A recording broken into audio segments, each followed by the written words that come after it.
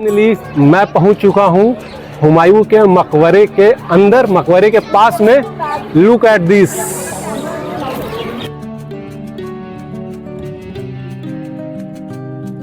यह है हुमायूं का मकबरा, मेन मकबरा यही है। और ये देखो सामने में उनकी कब्र बनी हुई है। तो ये देखो, ये एक फीमेल की कब्र है और इसकी डिज़ाइन ये होती है। मैंने मेल का डिज़ाइन आपको दिखाया था और फीमेल की कब्र पे इस तरीके की डिज़ाइन होती है।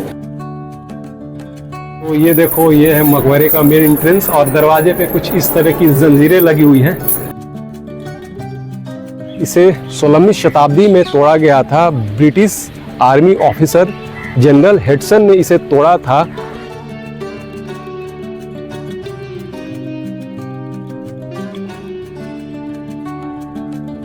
तो देखो, अभी मैं हूं उस कमरे में जिनमें हुमायूं के दोनों बेगम को दफनाया गया है।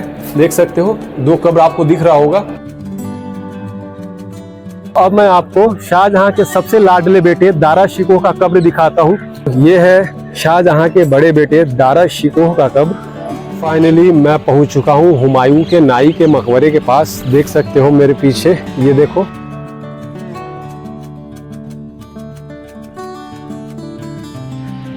सबको पता है कि शाहजहां ने अपनी बेगम की याद में ताजमहल की तामीर करवाई थी, लेकिन शायद ही किसी को ये पता है कि उसके 70 साल पहले एक बेगम ने अपनी शौहर की याद में इस मकबरे की तामीर करवाई थी।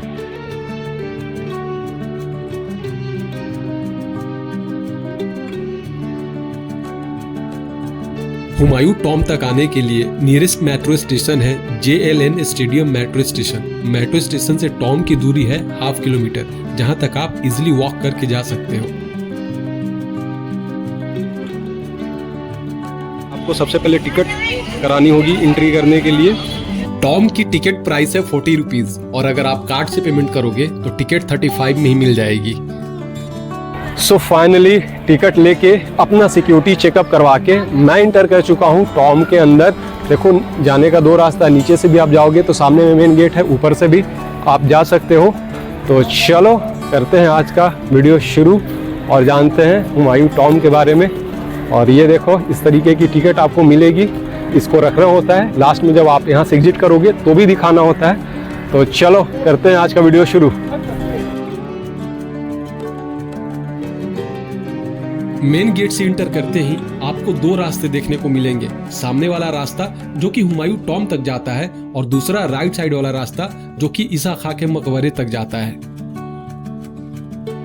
पहले मैं आपको ईसा खां का मकबरा दिखाता हूँ, उसके बारे में बताता हूँ, फिर हम चलेंगे मेन टॉम के अंदर।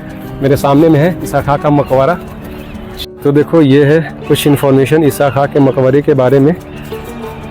देखो, मैं ईसा खां के मकबरे के मेन गेट से इंटर कर रहा हूँ। सामने में है मकबरा। तो चलो आपको दिखाता हूँ। बहुत खूबसूरत मकबरा है ये।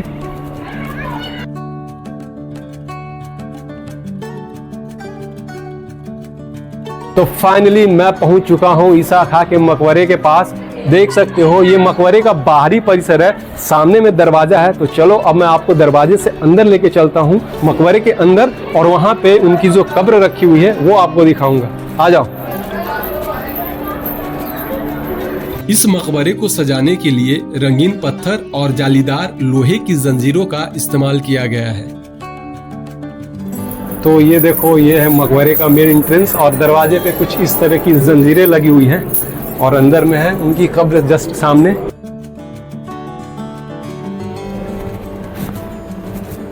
देखो, ये है उनका मेन कब्र ईसा खां का। ईसा खां नियाजी शेर शाह सूरी के दरबार में आमिर थे।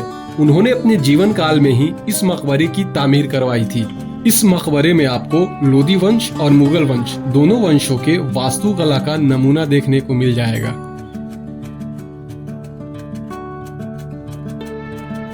तो ये देखो, ये है ईसा खान का मेन मकबरा और इसके जस्ट ऊपर में देखो, मकबरे के सेंटर में आपको एक जंजीर लटक रही होगी, दिख रही होगी। तो जो मेन राजा होते थे उनकी कब्र एकदम सेंटर में होती थी, बीच में, और उसको डिनोट करने के लिए इस तरह के जंजीर लगाए जाते थे। एकदम सेंटर में देखो, आपको जंजीर दिख रही होगी और उसके एकदम नीचे में जो मेन किंग होते थे, राजा होते थे, उनकी मकबरा बनाई जाती थी लाइक दिस, देखो आप। और उनके अगल बगल बाकी जो उनके बाद के राजा हुए, जो उनके परिवार वाले थे, उनकी कब्रें बनाई गई है। तो ये देखो आप, ये एक पत्थर को काट के, मतलब एक पूरे पत्थर को काट के इस तरीके की डिज़ाइन बनाई गई है। ये डिज़ाइन रोशनी को अंदर जाने के लिए बनाई गई है, इसे रोशनदान कहते हैं। मकबरा में प्रकाश हो सके, बाहर की लाइट अंदर जा सके, इसके लिए ये इस तरह की रोशनदान बनाई गई है। पूरे मकबरे में इस तरह के 8 रोशनदान बनाए हुए हैं। और आप ज़रा इसकी डिज़ाइन देखो, ये नक्काशी देखो इनकी, बहुत ही कमाल की नक्काशी है और बहुत ही खूबसूरत डिज़ाइन भी है ये, कमाल की। ये बहुत मजबूत भी है। और इसके जस्ट बगल में देखो किस तरह से, मतलब पत्थर को काट के डिज़ाइन बनाई गई है। आप देखो इसको, ये सब एक चट्टान को काट कर इस तरह की डिज़ाइन बनाई गई है।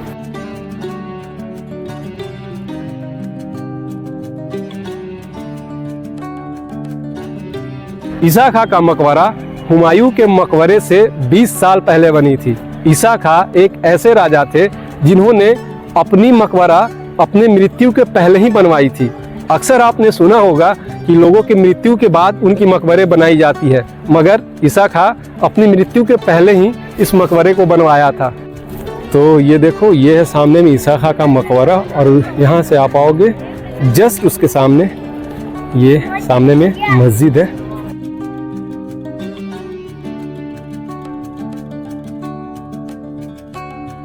ईसा खां का मकबरा विजिट करने के बाद अब हम चलते हैं हुमायूं टॉम की तरफ। ये रास्ता हुमायूं टॉम की तरफ जाती है। सामने में आप जो मोटी सी दीवार देख रहे हो, जिसे तोड़कर रास्ता बनाया गया है, इस दीवार को British army officer general Hatsun ने तोड़ा था।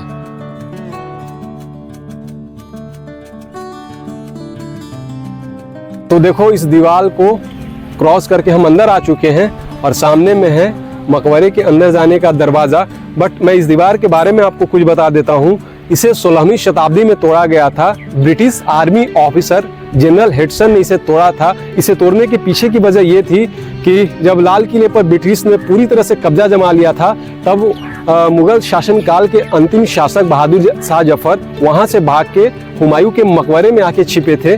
तो उन्हें पकड़ने के लिए British army officer general Hatsun इसे तोड़ा था और इसे तोड़ के मकबरे के अंदर प्रवेश किया था और प्रवेश करके उनको इसी मकबरे से गिरफ्तार किया था। और ऐसा कहा जाता है कि उनकी गिरफ्तारी के बाद इसी मकबरे में मुगल शासन काल का खात्मा हो गया था। गिरफ्तार करके बहादुर शाह जफर को रंगून भेज दिया गया था और मुगल शासन काल भारत से हमेशा के लिए समाप्त हो गया था।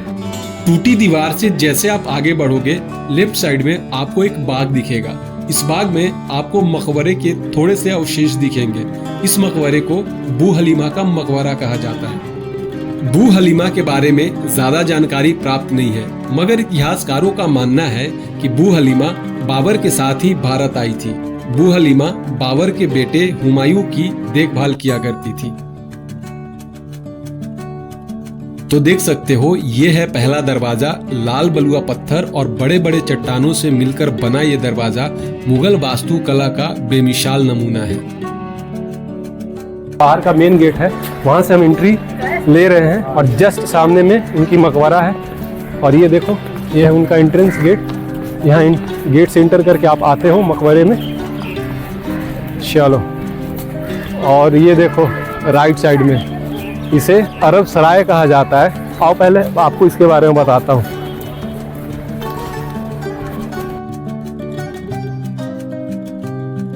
चौदह मीटर ऊंची इस दरवाजे को अरब सराय दरवाजा कहा जाता है। अरब सराय दरवाजे से इंटर करके मैं अंदर आया हूँ और ये जो मेरे पीछे आप स्पेस देख रहे हो, इसी को अरब सराय बोला जाता था। हुमायूं के मकबरे को बनाने के लिए अरब से 300 कारीगर को बुलाए गए थे और ये जो आप स्पेस देख रहे हो, यहीं पे वो लोग रहा करते थे। ये उनका निवास स्थान था, यहीं पे उन्हें बसाया गया था, इसीलिए इसे अरब की सराय बोला जाता है। ये इधर उनका घर हुआ करता था, जो कि अब नहीं रहा, बट एक मस्जिद बची हुई है। यहाँ पे वो कारीगर लोग नमाज पढ़ते थे। टोटल 300 कारीगर आए थे, यहीं पे वो लोग रहते थे और उन्होंने इस मकबरे का निर्माण करा था। तो मकबरे बनने से पहले इस जगह को बनाया गया था, उन्हें यहाँ पे बसाया गया था, फिर वो यहाँ पे रहते हुए उस मकबरे का निर्माण करा था। ये है पश्चिमी दरवाजा, मकबरे के बगीचे में प्रवेश करने का मुख्य द्वार। तो देखो मेन प्रवेश द्वार से अंदर आ चुका हूँ मैं, और जैसे ही आप इससे अंदर आओगे, जस्ट इसके सामने, इस दरवाजे के सामने आपको देखने को मिलेगा ये। तो देखो इसकी खूबसूरती देखो, ये है दिल्ली का ताजमहल। अगर आपने आगरा का ताजमहल नहीं देखा और अगर आप दिल्ली में हो तो इसे देखने जरूर आना। हमीदा बानो बेगम ने अपने पति हुमायूं की याद में इस आलीशान से मकबरे का निर्माण करवाया था। इसके 70 साल बाद इसी के तर्ज पे आगरा में शाहजहां ने अपनी पत्नी मुमताज की याद में ताजमहल का निर्माण करवाया था। इसीलिए इसे दिल्ली का ताजमहल भी कहते हैं। तो ये देखो, ये सामने है सीढ़ी जिससे हम ऊपर जाएंगे, और ऊपर जाने के बाद आपको बहुत सारी कब्रें देखने को मिलेगी। हुमायूं का मेन कब्र देखने को मिलेगा, और मुगल शासन काल के जो बाकी शासक थे उनकी भी कब्रें ऊपर में है। तो चलो मैं आपको ऊपर लेके चलता हूँ और वहां से दिखाता हूँ आपको। इस मकबरे में मुगल शासन काल के 100 से भी ज्यादा लोगों की कब्रें हैं, इसलिए इसे मुगलों का कब्रिस्तान भी कहा जाता है। इस मकबरे का निर्माण 1565 ईस्वी में शुरू हुआ था, और ये उसके 7 साल बाद 1572 ईस्वी में पूरी तरह से बनकर तैयार हुआ था।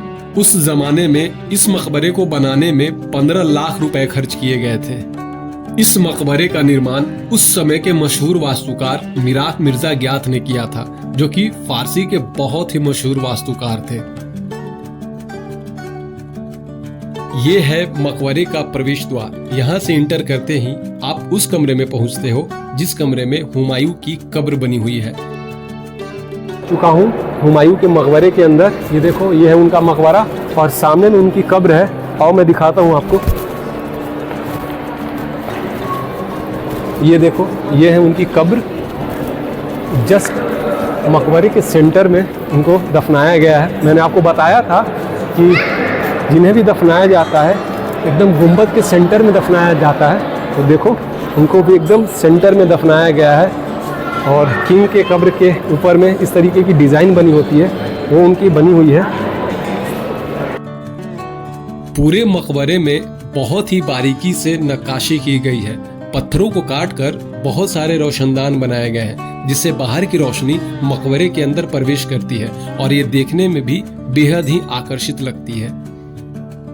मकबरे को खूबसूरत दिखने के लिए इसके छत पर उस जमाने की बेशकीमती पत्थर जड़े गए थे, मगर अब वो पत्थर यहाँ पे नहीं है, क्योंकि ब्रिटिशर्स उसे निकाल कर अपने साथ ले गए थे। इनके अलावे यहाँ पे 100 और कब्र हैं, जो बाकी के ऐसे ही कमरे बने हुए हैं, उनमें दफनाया गया है। कुछ कब्र बाहर भी है।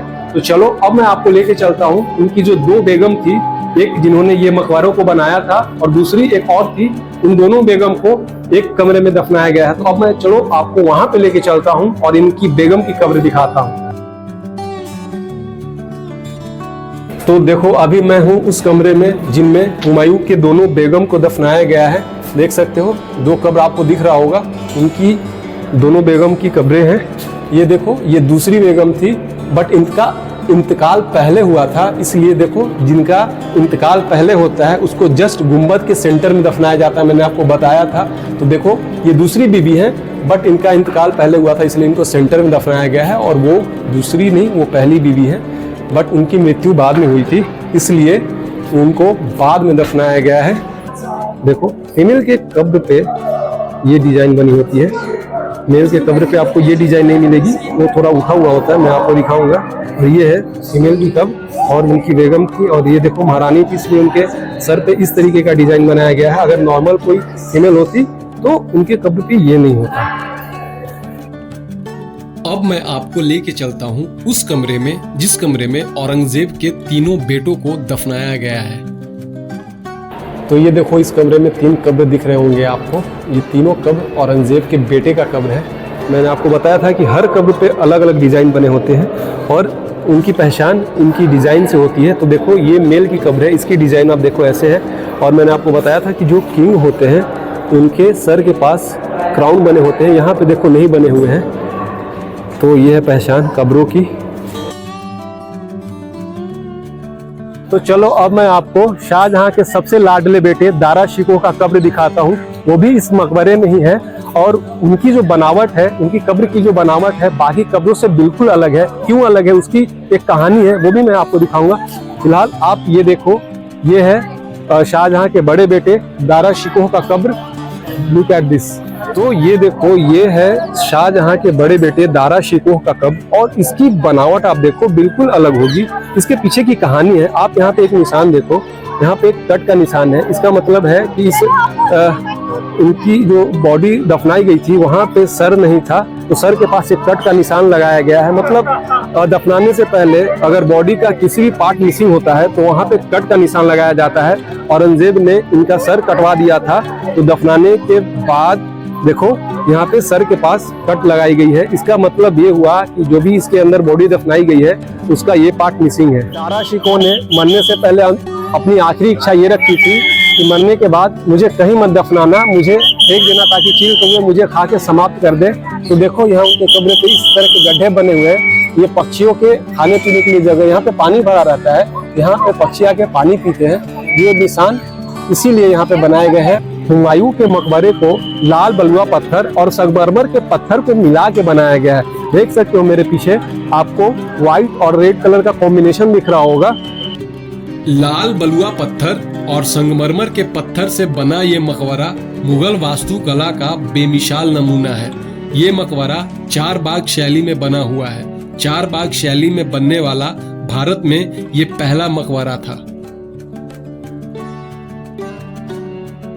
तो चलो मैं आपको वो दरवाजा दिखाता हूँ जिसमें बहादुर शाह जफर छुपे हुए थे और हेडसन ने उन्हें यहीं से गिरफ्तार किया था। तो ये देखो मेरे सामने आपको ये दरवाजा दिख रहा होगा, यही वो दरवाजा है जिसमें लाल किले से भागकर बहादुर शाह जफर आके छुपे हुए थे और हेडसन ने उन्हें यहीं से गिरफ्तार किया था। और गिरफ्तारी के बाद यहीं पे मुगल साम्राज्य का खात्मा हुआ था। वो लास्ट शासक थे बहादुर शाह जफर, जो यहाँ से गिरफ्तार हुए थे और मुगल वंश का यहीं पे समापन हुआ था। फाइनली मैं पहुंच चुका हूं हुमायूं के नाई के मकबरे के पास। देखो मेरे पीछे, चलो आपको लेके चलता हूं और अंदर से इसका व्यू दिखाता हूं। इस मकबरे में दो कब्र हैं, एक नाई की और दूसरे उनकी बेगम की। मेरे पीछे देख सकते हो आप दो कब्र, और ये पूरे मकबरे का डिजाइन देखो आप, बहुत ऊंचा गुंबद है इसकी। उस जमाने में नाई को राजा का सबसे करीबी माना जाता था। हर फंक्शन में वो राजा के साथ उपस्थित रहते थे और हुमायूं का ये कहना था कि जो मेरे सबसे करीबी है वो मेरे परिवार के जैसे है। और यही रीजन है कि उनके नाई के मरने के बाद उनकी भी मकबरे बनाई गई और मकबरे के अंदर उनकी भी कब्रें बनाई गई।